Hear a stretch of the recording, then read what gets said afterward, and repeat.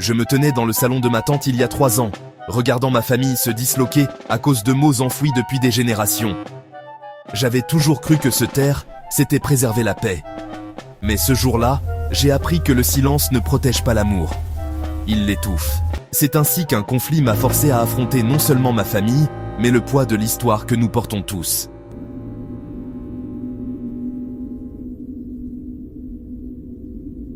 J'ai grandi en pensant que ce que nous ne disions pas ne pouvait pas nous faire de mal. Mes parents n'ont jamais parlé de leur lutte, mes grands-parents n'ont jamais mentionné leur douleur.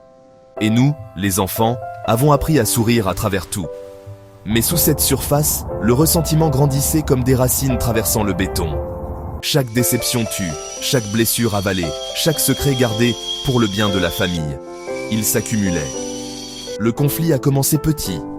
Un commentaire sur les choix de quelqu'un, un jugement déguisé en souci. Mais il ne s'agissait pas de ce moment. Il s'agissait de décennies de blessures non adressées.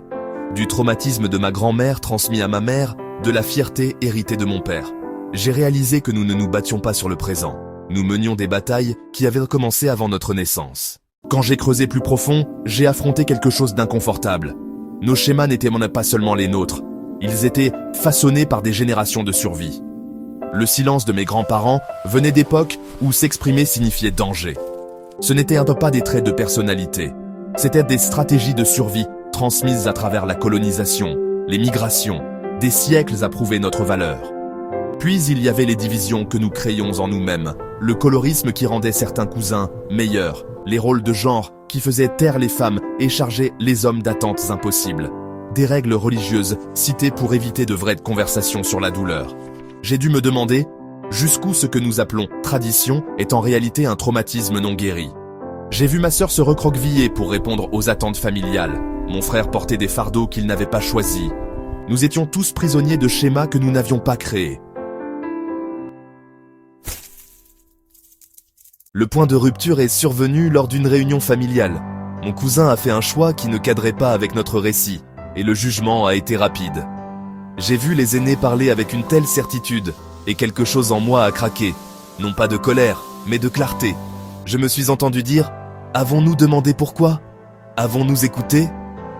La pièce est devenue silencieuse. Dans ce silence, j'ai ressenti chaque fois où j'étais resté muet pour préserver la paix. Ce qui a suivi n'a pas été facile. Larmes, voix élevées, gens qui partent. Mais ma tante, qui n'avait jamais parlé de ses luttes, a partagé quelque chose qu'elle portait depuis 40 ans. Mon père, jamais vulnérable, a admis qu'il ne savait pas comment être proche parce que son père ne le lui avait jamais appris. J'ai réalisé que mon silence n'avait protégé personne. Il protégeait un système qui nous blessait tous. Mon choix, continuer le cycle ou le briser. La guérison est venue avec la pratique et des outils. J'ai appris les affirmations en « je ». Je me sens blessé quand « et non, tu fais toujours ». J'ai mis des minuteurs pour que chacun ait un temps de parole égal. J'ai appris à reformuler ce que j'avais entendu avant de répondre. J'ai appris à m'excuser spécifiquement. Je suis désolé d'avoir minimisé tes sentiments. J'avais tort. Qu'est-ce que je peux faire différemment ? J'ai aussi désappris que chercher de l'aide était une faiblesse. J'ai parlé à mon oncle qui médiait les conflits. J'ai suggéré de rencontrer un aîné de la communauté. J'ai même prononcé le mot tabou, thérapie. Ma leçon clé, aimer ma famille, signifiait apprendre à les aimer différemment de ce qu'on m'avait enseigné. Désapprendre que le silence équivaut à la force, que la vulnérabilité équivaut à la honte. À ma communauté noire, nous avons survécu à tant de choses, mais survivre n'est pas s'épanouir.